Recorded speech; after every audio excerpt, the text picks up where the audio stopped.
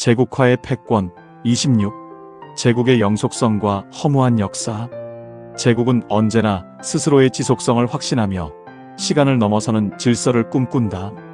거대한 성벽과 기념 건축, 수도의 중심 공간들은 단순한 기능을 넘어 오래 지속될 것이라는 선언으로 세워진다. 고대 로마 제국은 스스로를 영원한 질서로 이해하며 법과 군단을 통해 그 지속성을 제도화하려 했고, 바빌로니아 제국 역시 거대한 건축과 상징을 통해 권력의 위엄을 드러냈다. 이런 시도는 권력이 단지 공간이 아니라 시간까지 지배하려는 의지를 보여준다. 그러나 역설적으로 제국의 시간은 기대보다 길지 않다. 체제가 커질수록 변화에 대한 감각은 둔화되고 내부 긴장은 점차 누적된다. 세대가 바뀌면 가치가 달라지고 기술이 변하면 권력의 기반도 함께 이동한다. 안정은 질서를 유지하지만 동시에 새로운 환경에 대한 대응력을 약화시킨다. 그래서 쇠퇴는 갑작스러운 붕괴라기보다 내부에서 쌓인 피로가 어느 순간 드러나는 과정에 가깝다. 근대 이후의 강대국들도 이러한 흐름에서 자유롭지 않다. 산업 구조의 변화와 금융의 불안정, 인구의 이동과 같은 요소들은 기존의 우위를 서서히 약화시킨다. 세계 질서는 단번에 무너지지 않지만 중심은 점진적으로 이동한다. 과거의 중심은 여전히 영향력을 유지하지만 더 이상 절대적인 기준으로 작동하지 않는다. 흥미로운 점은 제국이 사라진 이후에도 그 흔적은 오랫동안 남는다는 사실이다. 법과 제도, 언어와 도시 구조, 문화적 양식은 다음 시대의 기초로 이어진다. 정치적 권력은 끝나지만 그 영향은 다른 형태로 지속된다. 그래서 제국의 시간은 짧으면서도 길다. 한 시대의 권력은 사라지지만 그 유산은 새로운 질서 속에서 다시 작동한다. 결국 제국의 영속성은 환상과 현실이 교차하는 지점에 놓여 있다. 어떤 체제도 영원하지 않지만 그것이 남긴 구조는 다음 시대를 형성한다. 제국은 자신을 영원이라 말하지만 역사는 그것을 하나의 장면으로 남긴다. 그리고 그 위에 또 다른 질서가 이어진다는 역사의 지속성은 이 땅의 정치적 본성을 갖는다는 면에서 반복될 수밖에 없다. 27. 제국화에 따른 내부 분열과 그 정당성의 문제. 제국은 외형적으로 완성된 질서를 갖춘 것처럼 보이지만 그 내부에는 언제나 보이지 않는 균열이 함께 존재한다. 중심이 기준을 설정하고 질서를 정당화할수록 주변은 자신들의 경험과 기억을 통해 다른 의미를 축적한다. 고대 로마 제국은 광대한 영토를 통합하며 안정된 체계를 유지했지만 일부 지역에서는 지속적인 저항이 이어졌다. 질서는 유지되었으나 그 질서가 모든 이의 동해 위에 세워진 것은 아니었다. 제국은 강력했지만 정당성은 완전하지 않았다. 바빌로니아 제국 아래에서 포로가 된 이들은 단순히 체제에 흡수되지 않았다. 그들은 낯선 환경 속에서도 신앙과 전통을 다시 해석하며 공동체의 정체성을 유지했다. 이는 무력 충돌이 아닌 또 다른 형태의 저항이었다. 기억을 지키고 언어를 보존하며 자신들의 이야기를 이어가는 행위는 권력에 대한 조용하지만 지속적인 대응이 된다. 근대의 식민지 시대에도 질서와 가치가 보편으로 제시될수록 주변은 그 보편성에 질문을 던지기 시작했다. 교육과 문화 속에서 다른 시각을 복원하려는 움직임이 이어졌고 억눌렸던 전통과 기억은 다시 드러났다. 현대에 이르면 이러한 긴장은 더욱 다양한 방식으로 나타난다. 디지털 환경과 글로벌 네트워크는 중심의 영향력을 확장시키는 동시에 주변의 목소리를 확산시키는 통로가 된다. 과거에 가려졌던 경험과 서사는 다시 조명되며 제국적 질서의 균열을 만들어낸다. 구조는 여전히 유지되지만 그 정당성은 끊임없이 질문받는다. 결국 제국은 단일한 의지로 유지되는 체계가 아니다. 중심이 질서를 설계하면 주변은 그것에 반응하며 각기 다른 방식으로 의미를 재구성한다. 수능과 적응, 그리고 저항이 동시에 존재하는 이 과정 속에서 제국의 정당성은 끊임없이 시험을 받는다.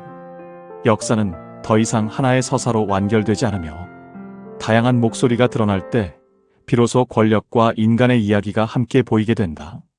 28. 하나님, 나라와 권력의 제국화에 대한 이해. 제국화의 흐름을 따라가다 보면 마지막에 남는 질문은 하나로 모인다. 반복되는 권력의 집중과 질서의 형성 속에서 성경은 어떤 시각을 제시하는가라는 물음이다.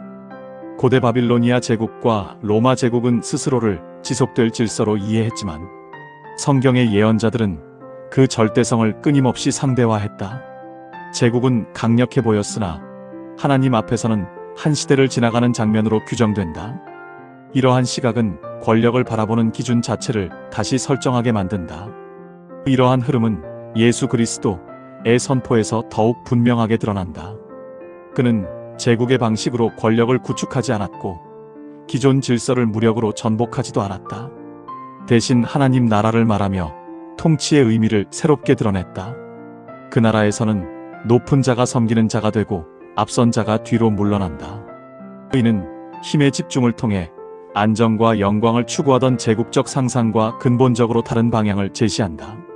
하나님 나라는 영토의 확장이 아니라 관계의 변화 속에서 드러난다. 경계를 넓히기보다 사람과 공동체의 질서를 새롭게 하며 정의와 사랑을 통해 화해를 이루려 한다. 제국이 두려움과 영광을 결합하여 질서를 유지한다면 하나님 나라는 은혜와 진리를 통해 자발적 순종을 이끈다. 이 차이는 단순한 방법의 차이가 아니라 통치의 본질에 대한 이해의 차이다. 역사 속에서 공동체는 때로 권력과 결합하기도 했고 때로는 그것을 비판하는 위치에 서기도 했다. 그 긴장 속에서 분명해지는 사실은 하나님 나라가 어떤 체제와도 동일시될 수 없다는 점이다. 제국은 자신을 기준으로 삼지만 하나님 나라는 그 기준 자체를 계속 흔든다. 결국 제국은 중심을 높이며 자신을 드러내지만 하나님 나라는 낮아짐과 섬김 속에서 그 의미를 드러낸다. 보이는 힘이 아니라 보이지 않는 가치가 질서를 형성한다는 점에서 하나님 나라는 제국을 대체하는 또 다른 권력이 아니라 권력의 의미를 다시 묻는 근본적인 질문으로 남는다. 29. 교회와 제국 사이에서의 동행과 긴장의 역사. 하나님 나라의 비전이 제국적 질서와 긴장 관계에 놓여 있다면 역사 속 공동체는 그 사이에서 복합적인 길을 걸어왔다. 초기 그리스도인들은 로마 제국 안에서 소수로 존재하며 황제 숭배를 거부했다. 이는 단순한 정치적 저항이 아니라 궁극적 주권이 하나님께 속한다는 신앙의 고백이었다. 이 고백은 제국의 절대화를 제한하는 기준이 되었고 권력의 경계를 드러내는 역할을 했다. 그러나 시간이 흐르면서 상황은 크게 변화한다. 콘스탄티누스 1세 이후 신앙은 공인되었고 점차 제국의 중심과 연결되기 시작했다. 박해를 받던 공동체는 권력과 협력하는 위치로 이동하며 사회 질서를 유지하는 역할을 맡게 된다. 이 과정에서 복음은 제국의 언어와 제도를 통해 널리 확산되었지만 동시에 제국의 구조와 결합되는 특징도 함께 나타났다. 확장은 이루어졌으나 긴장 역시 깊어졌다. 이러한 관계는 이후에도 단순하게 정리되지 않는다. 중세의 흐름 속에서 교회와 정치 권력은 협력과 갈등을 반복하며 서로의 영역을 조정해 갔다. 때로는 권력을 견제하는 역할을 수행했고 때로는 그 권력과 결합하여 질서를 유지하는 위치에 서기도 했다. 이러한 모습은 신앙이 단순히 개인의 영역에 머물지 않고 역사와 사회 속에서 작동해 왔음을 보여준다. 근대 이후 국가 중심 질서가 강화되면서 공동체는 다시 주변으로 이동하는 양상을 보였지만 여전히 사회와 분리되지 않은 채 다양한 방식으로 영향을 주고받는다. 이 과정 속에서 드러나는 핵심은 권력과의 관계가 언제나 긴장 위에 놓여 있다는 사실이다.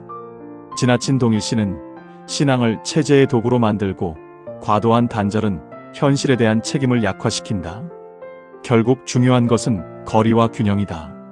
하나님 나라를 증언하는 공동체는 권력을 무조건 거부하지도 않으며 무비판적으로 수용하지도 않는다. 오히려 권력이 스스로를 절대화하지 못하도록 경계하면서 동시에 공공의 선을 위해 참여하는 길을 모색해야 한다. 이러한 긴장 속에서 신앙은 역사와 현실 속에서 반성과 개혁을 이루어내야 한다. 30. 단기적 미래의 기술 문명과 초국가 권력의 제국화적 가능성. 제국은 과거의 유물처럼 보이지만 실제로는 형태를 바꾸며 계속 재편되는 구조 속에서 그 중심은 더 이상 영토나 군사력에만 머물지 않는다. 오늘의 세계는 국가를 넘어 거대 기술 기업과 초국가 네트워크가 질서를 형성하는 방향으로 이동하고 있다. 마이크로소프트와 구글과 텐센트와 같은 기업은 단순한 상업 조직을 넘어 정보의 흐름과 데이터 기반을 설계하는 주체로 자리 잡았다. 이들이 구축한 플랫폼 위에서 경제 활동과 소통과 지식 생산이 이루어지며 일상의 구조 자체가 특정한 시스템에 의해 조직된다. 특히 인공지능과 클라우드 기술은 권력의 새로운 기반으로 부상하고 있다. 데이터를 대규모로 축적하고 분석하는 능력은 과거의 군사력과 유사한 수준의 전략적 자산이 된다. 미래의 중심은 국경을 넘어 데이터 통제와 알고리즘 기준과 기술 규범을 통해 형성될 가능성이 크다. 이러한 구조는 전통적인 식민지처럼 보이지 않지만 실제로는 특정 중심에 대한 기술적 의존을 강화한다. 편리함과 효율성은 선택을 유도하고 그 선택은 다시 구조를 공고하게 만든다. 또한 국제기구와 다자, 협력의 틀 역시 점점 더 복잡해지고 있다. 기후 변화와 사이버 안보와 우주 개발과 같은 문제는 단일 국가의 힘만으로 해결되기 어렵다. 이 과정에서 규칙을 설계하는 집단은 새로운 중심으로 기능하게 된다. 미래의 제국은 하나의 깃발 아래 모이지 않을 수도 있으며 네트워크와 기준을 공유하는 연합 형태로 나타날 가능성이 높다. 이러한 질서는 눈에 잘 드러나지 않지만 실제 영향력은 더욱 넓게 작동한다. 그러나 이러한 구조는 동시에 취약성을 내포한다. 기술은 빠르게 변화하고 권력의 집중은 예상하지 못한 윤리적 문제를 만들어낼 수 있다. 알고리즘이 공정성을 보장하지 못하거나 데이터 통제가 개인의 자유를 제한할 경우 그에 대한 저항도 함께 나타나기 때문에 연결이 강화될수록 충돌의 방식들이 다양해질 수 있다는 것이다. 인천 송도역 배짜마에서 이종화였습니다.